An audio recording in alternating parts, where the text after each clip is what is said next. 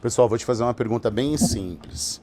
Por um acaso, você que está aí me ouvindo, tem medo de litigar com a Receita Federal?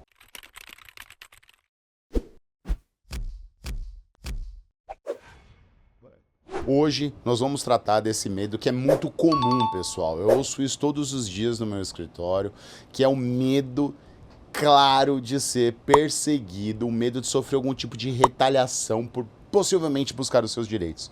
Esse medo ele é muito comum, né? E como eu disse, eu venho cada vez mais ouvindo isso. Eu não sei se isso é um resultado do Brasil, que hoje as pessoas têm mais receio. Então é muito comum que empresários, médicos, dentistas e pessoas físicas de alta renda chegam para mim e digam: doutor, Bata, eu ainda tenho esse medo. Eu até sei que eu tenho direito, mas eu morro de medo e de receio de mexer com a Receita Federal. E hoje, o que eu quero te explicar, de forma clara, técnica e muito responsável, o porquê que esse medo não deixa de ser o quê? Um mito. E mais do que isso, porque muitas vezes o maior risco não está em litigar, mas sim em não agir corretamente. Então vamos começar por uma coisa muito simples, tá? Esclarecendo um ponto essencial. Não existe revanchismo por parte da Receita Federal. A Receita não persegue contribuintes, tá? Porque eles discutem tributos. Isso simplesmente não faz parte do funcionamento institucional do órgão. Veja, a Receita Federal atua com base em sistemas automatizados, cruzamento de dados e critérios muito objetivos e parâmetros técnicos. Então, assim, não existe uma lista de contribuintes problemáticos porque entraram na justiça, tá? Não existe um servidor apertando lá um botão para fiscalizar alguém porque essa pessoa buscou os seus direitos. Então litigar não é afronta, litigar é o quê? Litigar é um direito, tá? Segundo ponto que é muito interessante, a Receita Federal não é a Procuradoria da Fazenda Nacional, que são órgãos distintos, tá? Com funções diferentes. A Receita Federal ela é responsável pelo lançamento do tributo, enquanto que a PGFN atua na cobrança do crédito já inscrito em dívida ativa. Isso, pessoal, muitas vezes é comum das pessoas terem essa dúvida. Por quê?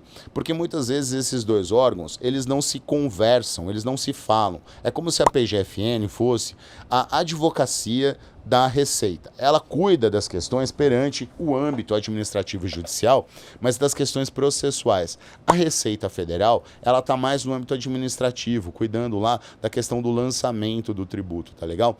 Então, são ramos distintos e que não necessariamente vão se comunicar. Especialmente, eles não se comunicam com o objetivo de perseguir quem discute tributo. Então, se você vai discutir, por exemplo, judicialmente, não vai gerar nenhum gatilho automático de fiscalização, vocês estão entendendo? Isso é um mito que paralisa contribuintes e acaba custando muito caro, tá? Então, qual é o verdadeiro perigo, Bata? Agora eu vou ser com vocês muito direto. A verdade é essa. O verdadeiro perigo não é litigar, tá? O verdadeiro perigo é tentar economizar tributo do jeito errado. E o que realmente chama a atenção da Receita Federal não é quem discute teses jurídicas. Pelo contrário, é quem faz o quê? Quem não declara suas receitas. Omite faturamento, cria despesas artificiais. Quando tem uma mistura da pessoa física com a pessoa jurídica. Quando utiliza estruturas sem um fundamento legal. Isso sim gera problema. Isso pode gerar autos de infração milionários, multas qualificadas, juros elevados e até representação para fins penais. Veja, o crime tributário ele não nasce do planejamento. O crime tributário nasce da informalidade e da ilegalidade. Vocês querem ver um exemplo? Olha só, uma vez eu fui consultado por um empresário. Ele detinha várias empresas dele no Simples Nacional. Então ele utilizou aquela questão de empresas em cascata do Simples Nacional. Ele detinha empresas do Simples no nome da mãe, no nome do filho, no nome da irmã. E quando a gente chegou lá para visualizar, a gente viu que era tudo uma cadeia, né? Então, a empresa A, que estava no nome da esposa, começava lá alguma coisa, a empresa B, que estava no nome dele, industrializava, a empresa C, ela fazia a entrega, e ele tinha tudo dentro do Simples Nacional, pura e simplesmente para fugir da regra de um lucro presumido, de fugir de regras que seriam mais custosas do ponto de vista tributário.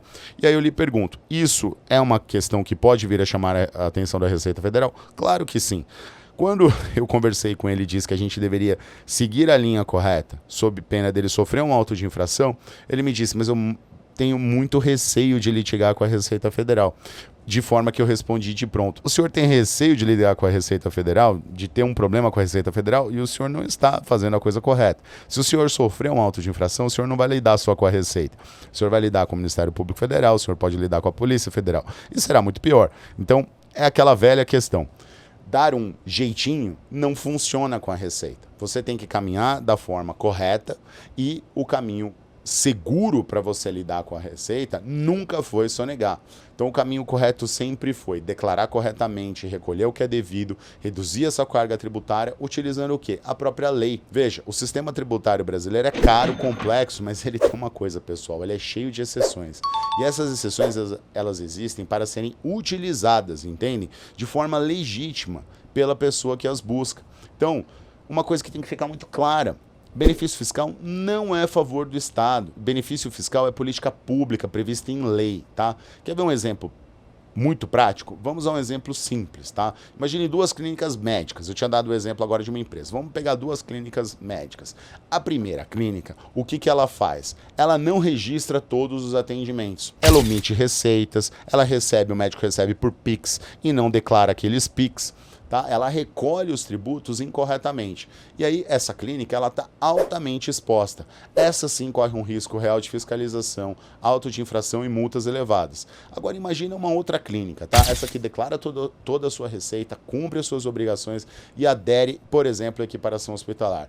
Qual o resultado? Bom, ela vai ter uma base de cálculo reduzida, economia tributária lícita, segurança jurídica e tranquilidade. Vocês percebem a diferença? Não é sobre pagar menos escondendo, entendem? É sobre pagar menos porque a lei permite. Então, vejam, litigar é exercer o seu direito. E discutir tributo não é brigar com o Estado, não é desrespeitar a Receita, como se você estivesse intimidando, tá? Ou chamando ela para briga. É apenas exercer um direito constitucional. E o próprio sistema jurídico pressupõe o litígio como um mecanismo de equilíbrio.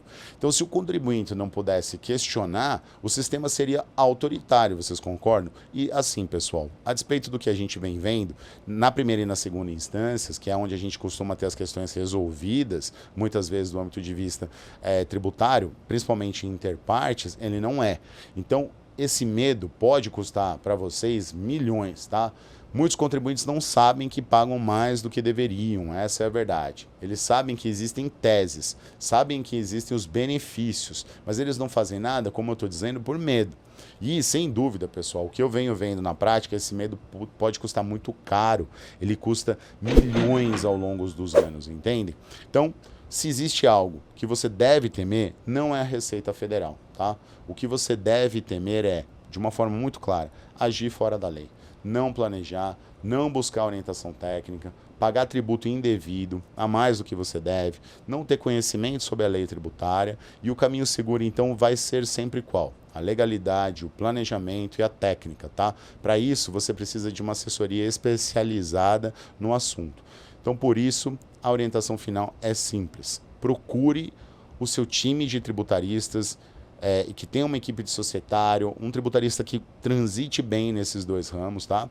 Para você poder se situar. E se esse conteúdo fez sentido para você, curta o vídeo, se inscreva no canal e compartilhe com quem precisa ouvir isso, tá? Aqui, sempre a informação é técnica, responsável, mas sempre dentro da lei, tá bom? Nos vemos no próximo vídeo. Até mais.